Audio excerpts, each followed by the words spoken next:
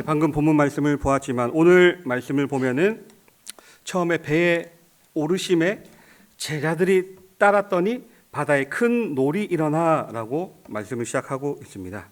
예수님의 사역에서도 환난 풍파 만날 수가 있었다. 제자들의 삶에서도 환난 풍파가 있었음을 보게 됩니다. 마찬가지로 우리들의 삶 가운데서도 환난 풍파가 어떤 면에서는 그치지 아니하는 모습을 우리는 만나고 볼 수가 있습니다. 그래서 갈수록 태산이다, 산 넘어 산이라는 표현도 있습니다. 그런데 우리는 이랬으면 좋겠습니다. 환난을 겪을 때에 힘들다, 어렵다, 억지로 근근히 버티면서 이겨내는 것 거기서 끝나지 않기를 원하고요. 그 환난을 통해서 하나님께서 나에게 하시는 말씀이 무엇인가? 그 어려움을 통해서 주님께서 내가 깨닫기 원하시는 게 있다면 무엇일까? 그것을 발견할 수 있는 우리들이 되길 원하고요. 환난을 통해서 그때그때 주시는 하나님의 말씀 듣고 교훈을 깨달아서 그 다음에는 가면 갈수록 점점 환난이 줄어들 수 있기를 소원하고요. 환난이 점점 사라지고 그와 동시에 우리의 믿음은 점점 더 자라나는 믿음이 강해지는 인생들 되어지기를 원합니다. 오늘 본문 말씀의 배경은 갈릴리 바다입니다. 엄밀하게 말해서 바다라는 표현은 맞지 않습니다. 성지순례 가봤는데 호수입니다. 호수이기 때문에. 그런데 되게 물이 적은 근동 지방의 그 이스라엘 사람들은 그렇게 큰 호수를 보고 바다다라고 생각하는 모습, 그렇게 표현하는 것 오늘 말씀을 통해 보게 됩니다. 이스라엘은 공기가 되게 깨끗해서요, 이 호수 반대편이 보입니다. 제가 갔을 때 벳세다에서 예수님께서 오병이어 사역을 이끄신, 기적을 이끄신 벳세다에서 건너편 가버나움이 육안으로 보였습니다. 그렇게 보여서 호수의 모습입니다. 그리고 갈릴리 호수 같은 경우는 여러 번 들어보셨겠지만 이 호수가 특이하게 산맥으로 뺑 둘러싸여 있습니다. 그래서 웬만하면 갈릴리 바다는 크게 막 풍랑을 치지는 않습니다. 산맥이 카바를 치고 있거든요. 그래서 유리바다라고 할 만큼 아주 잔잔한 그런 좋은 갈릴리 바다예요. 그런데 간혹 갈릴리 바다에 돌풍이 불 때가 있습니다. 이 갈릴리 호수로 봤을 때, 동서남북으로 봤을 때 북서쪽에 제일 높은 산, 성경에도 나온 산, 헐몬산이라고 있습니다. 산이 높아서 거기는 1년 내내 눈이 녹지 않는 그런 산이 있는데요. 그 헐몬산에서 내려오는 찬 공기와 또 남쪽 요단 사막에서 오는 뜨거운 공기가 갑자기 이렇게 부딪히게 되면은 그때는 갈릴리 바다 호수의 파도가 크게, 그야말로 오늘 성경처럼 큰 놀이 일기도 하는데 높이 칠 때는 3m까지 친다고 합니다. 참고로 일기예보할 때 3m의 파도가 오면은 그걸 감지하면 예보보다 더 높은, 주의보보다 더 높은 경보 발생, 해일 쓰나미 발생을 3m가 되면은 발생을 합니다. 그래서 3m 파도가 발생하면은 일단 고지대로 대피 명령을 발령하고요. 특히 해안 가까이 있는 주민들은 신속하게 대피하라고 계속 사이렌이 울리는 것이 바로 3m입니다. 3m 파도 높은가? 저도 당연히 만나본 적은 없어서 감은 없지만 짧게 생각해 봤을 때 생수통 20리터 생수통 갈 때도 요란한 거 들 때도 되게 무겁게 이렇게 들어서 갈기도 하는데 3m의 높이 대신 좌우는 끝이 없는 그 높은 파도가 나에게 이렇게 닥친다? 과연 얼마나 몇 톤의 무게가 될 것인가? 그리고 거기다가 오늘 본문에 예수님이 탄 그 제자들과 함께 탄 배는 통통배입니다. 작은 목선이거든요. 튼튼한 쇠로 된 쇠빙선이나 선박이 아닙니다. 봤을 때 한 요만한 그냥 나무배였습니다. 모형을 가서 보았는데 그렇게 놓고 볼 때에 오늘 본문의 제자들이 만난 이 큰 풍파, 굉장히 심각한 것, 작은 나무배가 그렇게 바다 한가운데서 큰 풍랑을 만났다? 아마 죽었다 싶었을 겁니다. 우리는 세상을 살다 보면은 이런 환난, 풍파 만날 수 있습니다. 똑같이 죽었다, 큰일 났다, 망했다. 지금까지 살아오면서 수많은 일들을 힘쓰고 애쓰며 노력하고 이렇게 극복해 왔지만 지금 이 환난은, 나에게 닥친 이 환난은 내 뜻대로 할 수도 없고 어디서 손봐야 될지도 모르겠고 차마 해결할 수가 없겠다, 가망이라고는 보이지 않는다. 그러면 이런저런 어려움, 그런 환난이 우리에게 닥쳐올 때에 우리는 무엇을 깨달아야 하는가? 오늘 본문을 통해서 몇 가지 생각해 보면서 오늘 설교 제목 환난이 주는 교훈 말씀을 나눠보려고 합니다. 첫 번째, 우리에게 이런 감당하지 못할 만한 환난이 임했을 때 예수님과 함께 해도 환난이 임할 수 있다라는 사실을 우린 가장 먼저 인지하고 자각해야 됩니다. 지금 제자들은 갈릴리 바다에서 풍랑을 만났습니다. 그런데 문제는 예수님이 그 배에 함께 계신 거예요. 예수님이 함께 계심에도 불구하고 그런 풍랑이 임했다라는 것입니다. 예수 믿는 사람도 이 세상에서 아플 수가 있습니다. 예수 믿는 사람도 불의의 사고 당할 수 있고요, 어려움 겪을 수도 있습니다. 참 신자도 세상을 살다 보면 정말 이런저런 문제, 어려움 겪을 수 있다는 것입니다. 내가 신앙생활을 잘 못해서가 아니라 신앙생활을 잘 하고 있을 때에도, 주님과 함께할 때에도 세상 사는 동안에는 이런저런 환난, 문제, 풍랑, 풍파 얼마든지 겪을 수 있습니다. 그런데 우리가 그 와중에 한 가지 기억해야 할 것은 예수님이 함께하신 그 배에는 풍랑이 일어나긴 하는데 그 풍랑이 그 배를 어찌하지 못한다라는 것입니다. 풍랑이 일기는 하지만 그 배를 바다에 침몰시키고 그 배에 탄 모든 승객들, 제자들이죠, 예수님들, 죽이지는 못한다라는 것입니다. 우리가 예수님과 함께 한다 할지라도 신앙생활을 잘하고 막힘없이 순적하게 주님 바라보면서 산다 할지라도 이런저런 문제, 안타깝지만 만나기도 하고 만날 수 있는데요, 그런 환난이 나를 완전히 무너뜨리지 못한다. 그런 환난 풍파가 완전히 절망에 나를 꼬꾸라뜨리지는 못한다는 것입니다. 내 영혼을 죽이지는 못한다는 것이에요. 내게 환난이 임하기는 했지만 이것이 나를 정작 정말 치명적이 어떻게는 못한다. 내가 어려움을 겪고 문제를 겪고 이런저런 아픔, 슬픔을 겪을 수 있어도 그래도 그 자리에 예수님 나와 함께 하시기 때문에 우리는 반드시 이것을 극복하게 된다는 것을 예수 믿는 사람은 꼭 기억하시기 바랍니다. 예수님께서는 요한복음 16장 33절에 이렇게 말씀을 하셨습니다. 세상에서는 너희가 환난을 당하나 담대하라, 내가 세상을 이기었노라. 예수님께서 그렇게 선언하셨습니다. 즉 예수님께서도 우리가 세상에서 환난을 당할 것을 아셨습니다. 그래서 환난을 당하나, 하지만 그 환난에서 넘어진다고 끝난다라고 말씀하시지 않으시죠. 담대하라고 말씀을 하고 독려하고 있습니다.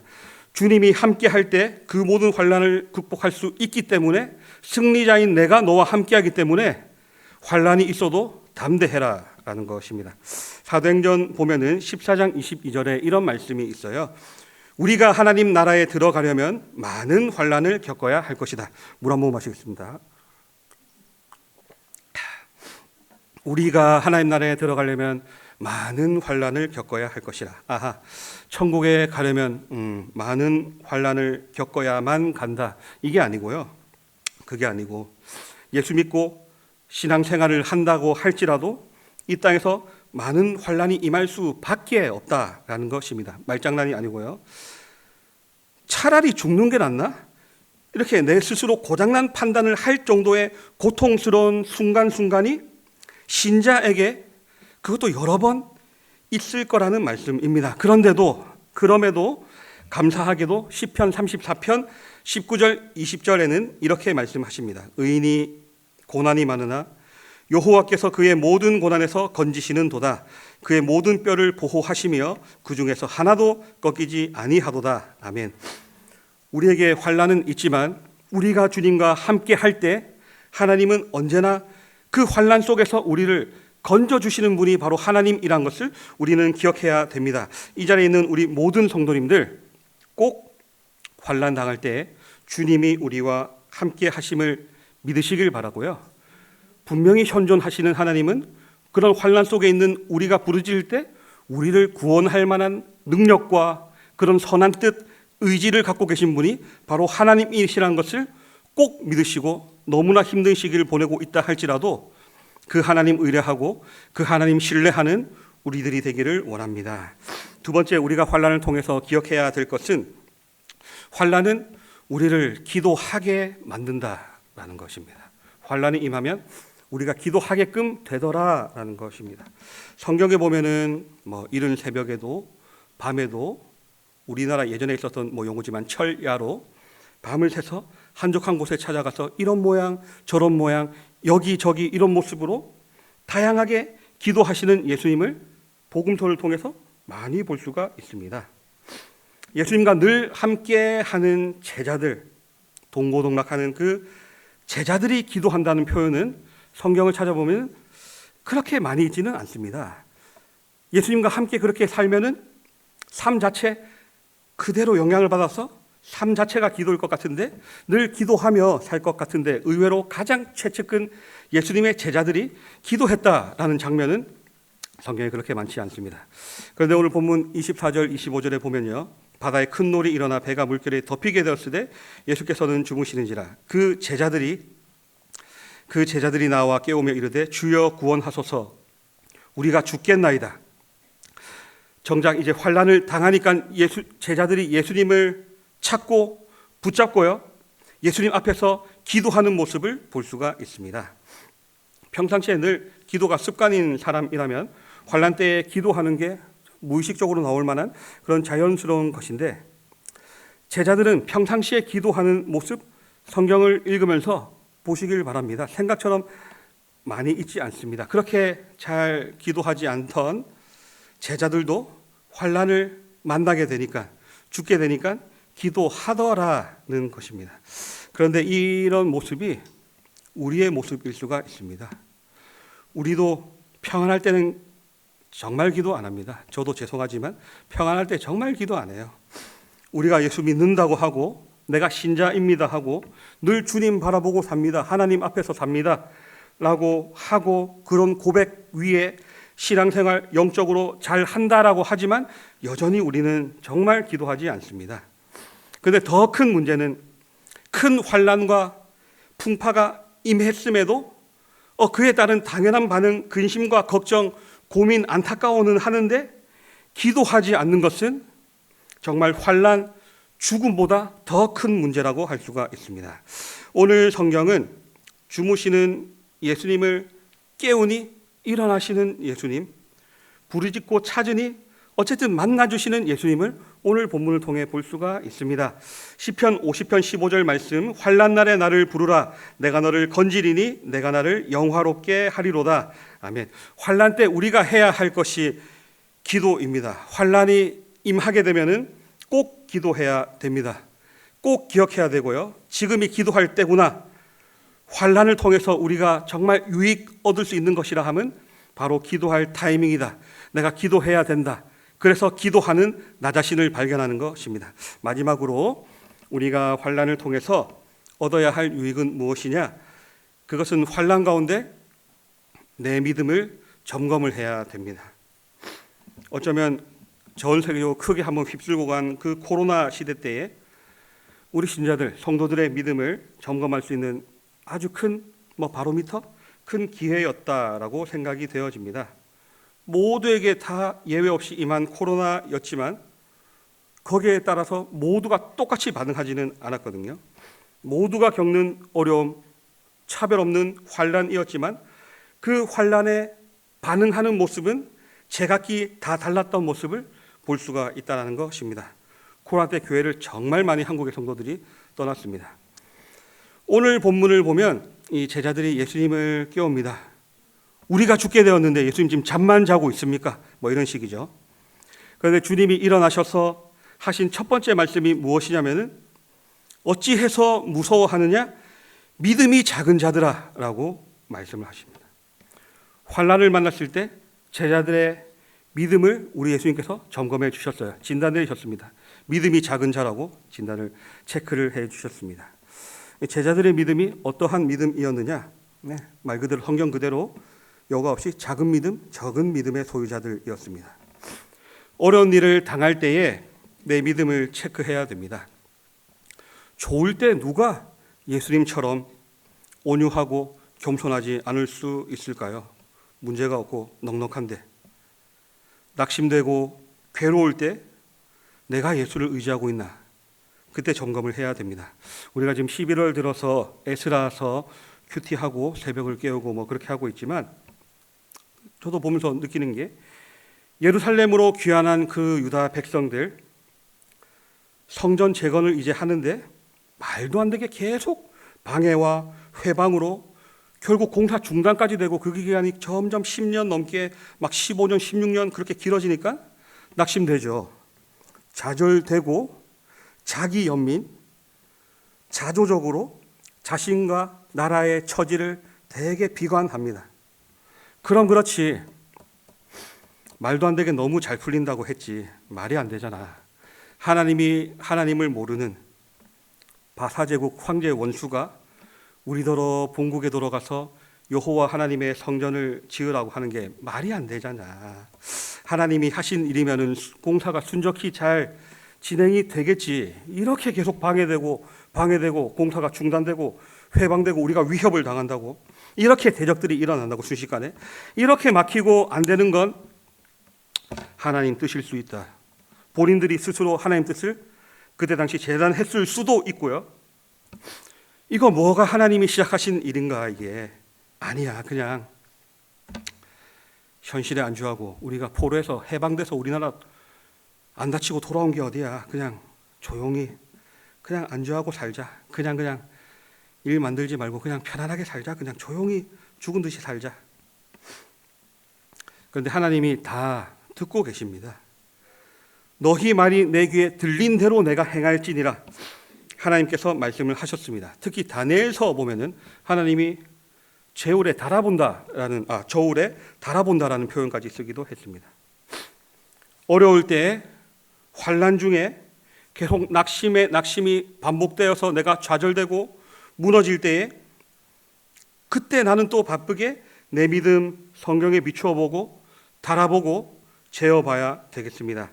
성경에 보면은 예수님이 인정한 믿음의 사람 두 사람이 나옵니다. 오늘 본문은 믿음이 작은 제자들이 나왔다면은 또 예수님이 믿음을 인정한 두 사람이 나오는데요. 오늘 본문 바로 앞부분에 5절에 기록된 백부장 하인이 나옵니다. 백부장 하인, 이 병이 들어서 주님 앞에 나와서 주님께 얘기를 합니다. 제 하인이 있는데요. 지금 중풍병으로 집에서 누워서 일어나지도 못하고 너무나 괴로워합니다. 그 얘기를 듣는 주님은 바로 말씀하세요. 그래, 가자. 내가 고쳐줄게.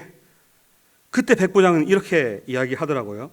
주님이 제 집에 들어오는 것을 저가 감당하지 못하겠습니다. 그래서 지금 그냥 이 자리에서 말씀만 해주십시오. 그러면은 저 원거리에 있는 내 하인이 낫겠습니다.